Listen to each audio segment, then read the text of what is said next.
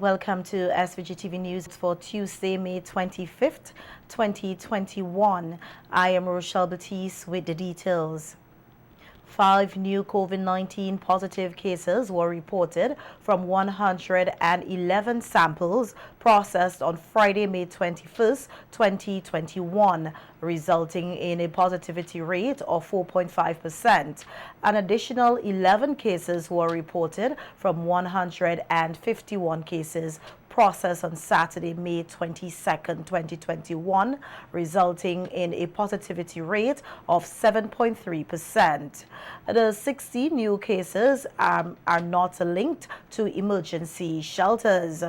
On Monday, which was a public holiday, the National Emergency Management Organization, NEMO, said no new COVID-19 positive cases were reported from 24 samples processed on Sunday, May 23rd, 2021. It said 2 new recoveries were noted over the reporting period. 148 cases are currently active and 12 persons with COVID-19 have died. 1,989 cases of COVID-19 and 1,829 recoveries have been recorded in St. Vincent and the Grenadines since March 2020. The public is urged to continue to use masks, sanitize, physically distance, and get vaccinated to reduce the spread of COVID-19 in St. Vincent and the Grenadines. As the national vaccination campaign continues, Health Promotions Officer Shanika John said that they have been gathering data to be better informed about the effectiveness of the vaccines being administered here. John, who was on radio this morning, said most of the data gathered for the AstraZeneca vaccine is on par with that in the United Kingdom and that the effectiveness of the vaccine is commendable. Your severity, if hospitalization, is significantly gone. And that was one of the things coming out of the UK data with the AstraZeneca vaccine, that they saw a significant reduction in hospitalization. And 2, in terms of the transmissibility from person to person, that was non-existent. And we've seen it here in St. Vincent, where we've had persons who vaccinated, tested positive for COVID-19, and no one around them tested positive. And so these are all things that we're saying that even though you do have your concerns, even though I've heard persons say that, well, you know, COVAX is not liable, the government is not liable. That in St. Vincent and the Grenadines, we take care of our people. You've just heard the Prime Minister talk about the measures to take care of people. And this is part of the reason we've asked persons that if you're experiencing these side effects for longer than that 72 hours, come to us. Go to your health center, let us know what is happening, and we will go through a series of process with you. And to date, we haven't had anyone like that. To date, just over 18,500 people in St. Vincent and the Grenadines have been vaccinated, which includes persons who have taken the second dose. The Health Promotions Officer said they have ramped up the vaccination drives to make the vaccine accessible to more citizens. Coming around. So we've had quite a number of vaccination drives last week in particular. We set up in and around Kingston. This particular week we're going to be just across from the police station, the car park that's right there. The team should already be setting up already. We're going to be there all week because persons have been asking for a fixed station apart from the health centers. So we're going to be there all week. Last week we were at the Leeward Bus Terminal, the post office. We were moving around, you know, Kingston a bit, and our health supervisors have also been going to the shelters on a daily, every other day basis to really ensure that persons who are interested get this access to this particular service. And Prime Minister Dr. Ralph Gonsalves said that they are pushing ahead with the procurement of Sputnik vaccines from Russia. Speaking on the WFM yesterday, the Prime Minister said that they are making progress to get the vaccines to SVG as they were assured of 50,000 doses. He noted that some AstraZeneca vaccines had to be given away and the government will have to replenish its vaccine supplies. Send off a letter. There are a few issues in the contractual arrangement which we just wanted to clarify from the contract which was sent to us. So we are hoping that shortly we will get clarification on those. And as soon as we get clarification on them, we will proceed with the purchase. Now it is true that the Sputnik has not yet been approved by the WHO, but 3.5 billion people in the world now have the Sputnik available to them by 66 countries.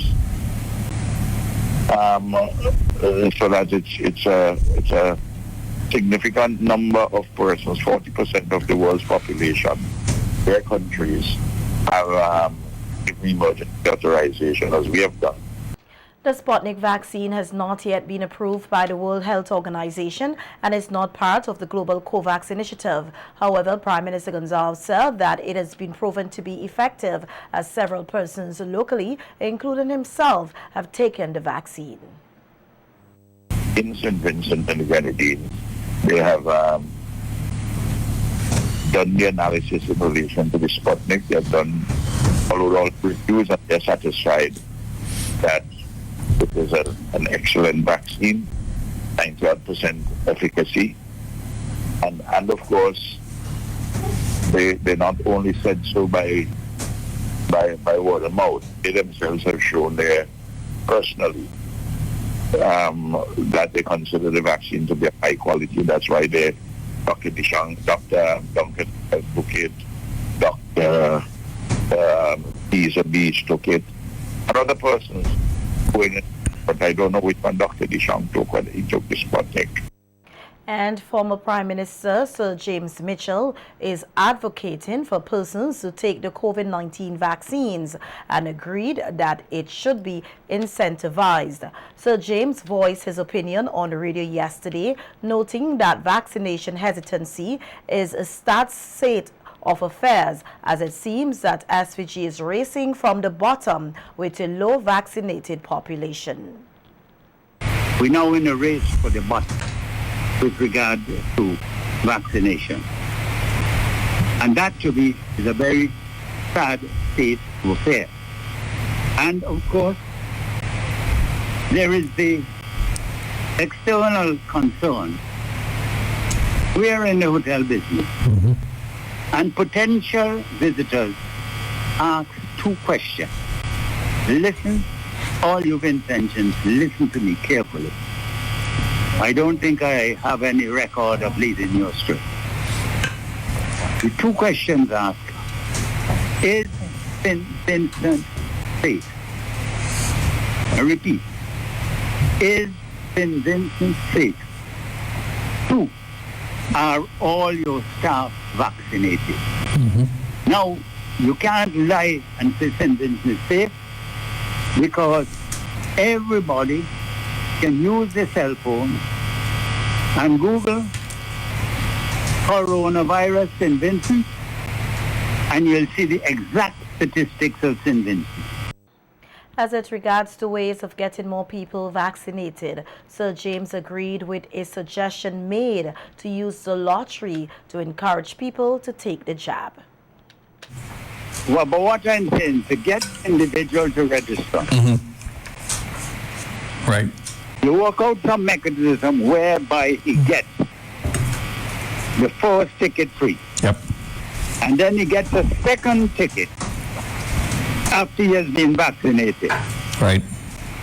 And there should be a time frame on it. Mm-hmm. In other words, this is not an open-ended thing in the law. Correct. Yeah, Let us fixed say time. we pick the month, June and July, for free lottery tickets. Yep. And government can afford to let the lottery money price go from time to time. A good winner. Even it's nice to say you will go to the private sector, you talk. Sir James said that SVG's economy is now dependent on two sources, which include tourism, and all efforts must be made to ensure the safety of locals and visitors, and getting the majority of the population vaccinated is one way of doing so. How are we going to get to the green list? It will be the percentages of Vincentians. The question is this: do Vincentians really understand that there are two sources of wealth only in St. Vincent now? I'm not talking about election. I'm talking about the line at Western Union and MoneyGram and tourism. It's all coming from outside. If it's coming from the United States, do you understand in the United States that 284 million Americans have been vaccinated? And Stephen made a great point.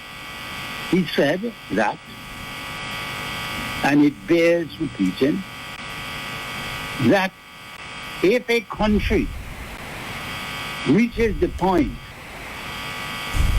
of a satisfactory level of vaccination, if they get to 70%, and say to you and the rest of the world, don't come here unless you're vaccinated.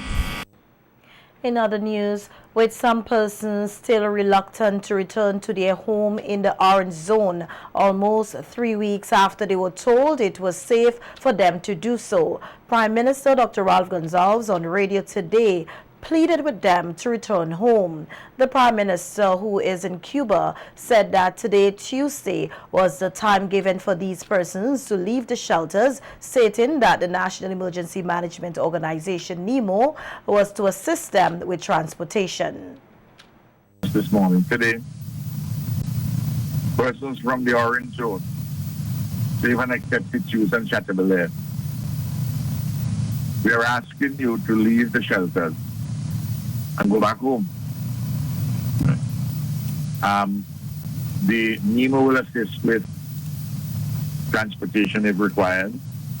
And I know you have to take your bed and your cot. You may have one or two other little belongings because you've been there for over a month. So that, you know, we will assist and the transport section of NEMO, people responsible for transport, will help you with the arrangements. And the Prime Minister again gave the assurance that persons will be provided with support once they return home. Forms of assistance for a period of time. We will provide food packages, and of course the World Food Program. You know, you give them the details. They will be providing also some resources to Western Union. They're providing for a wider net, but they will announce all of those things. And as from next month, early June, that we ourselves would be having some cash payments, so that, and all those announcements, timing and everything, and all the arrangements would be made. Prime Minister Gonsalves said that hundreds of people have begun cleaning in the red and orange zones, and as of next week, persons in the red zone south of Arabuka can return home. Next week,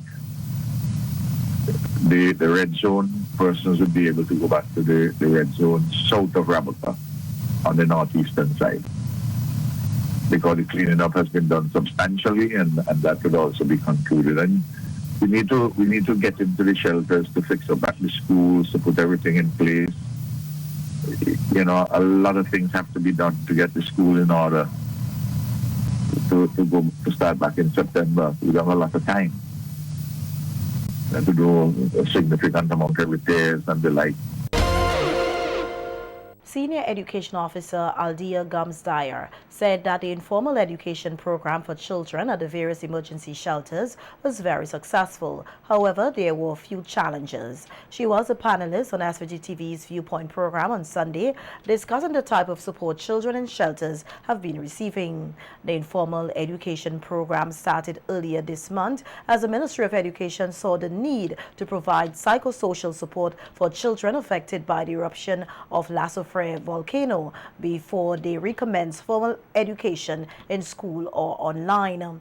Schools guidance counselors, in collaboration with counselors from the Ministry of National Mobilization, the Ministry of Health and churches, provided psychosocial activities for the students by using the UNICEF Return to Happiness program, while informal teaching activities were done by teachers, principals, and non-education officers volunteered to assist students at the shelters. Well, 5 groups ready. We had the early childhood group, which is basically preschoolers, and then we had the kindergarten to grade 2, and then grades 3 to 6, followed by forms 1 to 3, and then the 4th and 5th. So in the shelters, they followed a program which was divided by curriculum officers from the curriculum development unit, who worked with teachers to devise these plans, and then they were shared with the teachers, who were charged with the responsibility of delivering this program to the children in the schools. Now, while we tried to get teachers to match with the age group of the children that they were accustomed to teach in the schools, this did not always happen. So sometimes you had different teachers who had to go outside of their specific area of expertise to interact with the children, because this is a period of disaster and it wasn't always able to get that perfect match. Senior Education Officer in the Ministry of Education, K. Martin Jack, who was also a panelist on the Viewpoint program, spoke on how the UNICEF Return to Happiness program assisted the students in coping with challenges that they are currently facing. Who would have been traumatized by disasters. So what is being done, you work with them through play, poetry, games, drama, getting them to basically express themselves, express their feelings, etc.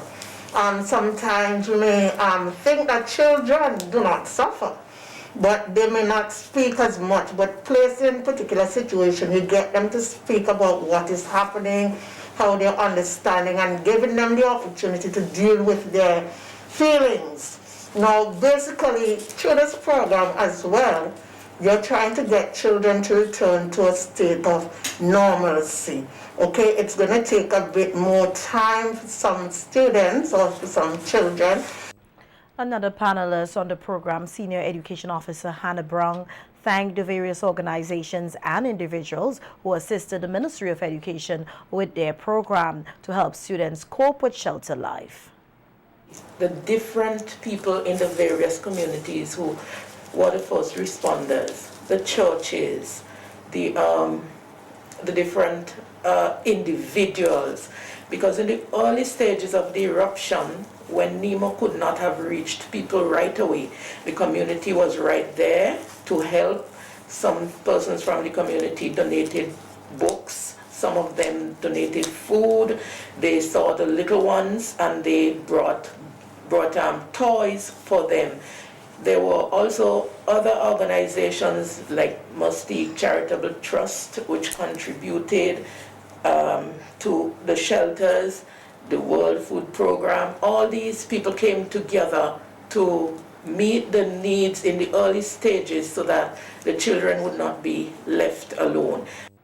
The Senior Education Officer for primary schools said organizing learning hubs for grade 6 and Form 5 students who are preparing for the regional exams, CPEA and CSEC, was a major challenge. The tentative date for CPEA is July 27th and the 28th, while CSEC is scheduled for sometime in August. However, the ministry is still in discussions with the Caribbean Examination Council, CSEC, on finalizing arrangements for these exams. On SVGTV's Viewpoint program, on Sunday, Brown spoke on other challenges they are facing, such as providing transportation for students from shelters to their various learning hubs. We want to thank the churches that responded in opening their buildings. We want to thank the people in the private sector, our universities, all these are places that open their buildings so that our children can find a place to continue their learning. Besides the learning hubs, in some of these hubs, take for instance, there might be one hub and 3 schools would meet there, depending on their size. There may be another hub that can only accommodate 1 school. And we had to organize transportation to get the children to these different locations. And when we looked at it, it seemed like if it was a mammoth task from the very beginning, because the children were all over St. Vincent and the Grenadines. And we had to get them to their various locations. What we discovered, what NEMO had originally planned in terms of getting the people evacuated to some specific places, this did not work out. So people were all over. The grade 6 and Form 5 students were given the opportunity to return to face-to-face learning from last Monday. The senior education officer said that the schools are at different levels in preparation for the upcoming exams. Most of them were really happy to return to face-to-face. They were excited, the little ones, the grade 6, they were excited to see their friends and to be back together. So they have these few weeks, about 8 weeks or so, to prepare for their exams. Those who were not finished with their internal assessments, they're actually working on their pieces to complete that. And then they would be working on the content to see how well they can catch up. But what I want to say also is that I think that some teachers did not really stop working with their children online. So some children would have been ahead of others, while some are doing catching up, some are moving forward, so they may be at different levels. Brown commended the teachers, principals, parents, and other stakeholders in education for working together to help the students prepare for their exams. But I want to commend the teachers and the principals here again, because they also were able to tell where their students are. And the Ministry of Transport, the permanent secretary, we want to say thanks, because they worked very hard to get the buses on the road. And when we would look at one area and notice that we didn't have a bus going in a certain direction, they provided the bus. They also collaborated, here this word coming again, they collaborated very well in terms of finding where the students are located and picking them up so that they can get to school on time. The very first day, the Monday it started, we had some little, hiccups, right. But by Tuesday, they were ironed out and the children were getting to and from their location. St. Vincent and the Grenadines continues to celebrate its Afrocentric roots with the commemoration of African Liberation Day today, Tuesday, May 25th, 2021. The annual celebration marks the anniversary of the foundation of the Organization of African Unity. The day is celebrated in various countries across the world. According to Cultural Officer Maxine Brown, the annual celebration is used as a time to reflect and pause to remember our heritage, and is favored by Rastafarians who take the time out to celebrate their African heritage. Brown said the Department of Culture often hosts events that showcase our African culture. She highlighted the close collaboration St. Vincent and the Grenadines continues to have with African countries, making mention of the July 2018 renaming of the VG Highway to the Nelson Mandela Highway, as well as the exchange visits of the heads of states. As St. Vincent and the Grenadines continue to share good collaborations with the continent of Africa, we have had several visits. But one of the most recent visits came from His Excellency Nana Addo Dankwa Akufo-Addo, President of Ghana, who visited St. Vincent from Wednesday, June 12th to the 13th, 2020. This visit, along with other former presidents or ambassadors, spoke to the good collaboration we continue to have and share with Africa. The African president spoke of the year of return, which encouraged African diasporans to speak, including descendants of enslaved people who who were forcibly transported to the Americas to come to Africa to settle and invest. Brown said St. Vincent and the Grenadines will continue to stand with its African brothers and sisters. Let's continue to be proud of who we are and from whence we came. And so, as we continue to rise above all that has beset us, including the ashes, I want to publicly state that we stand in solidarity with the 55th member state of the African Union today for African Day, for African Freedom Day, which we have all come to call African Liberation Day. This year, African Liberation Day is being celebrated under the theme Forward Ever to Worldwide Pan-African Unity.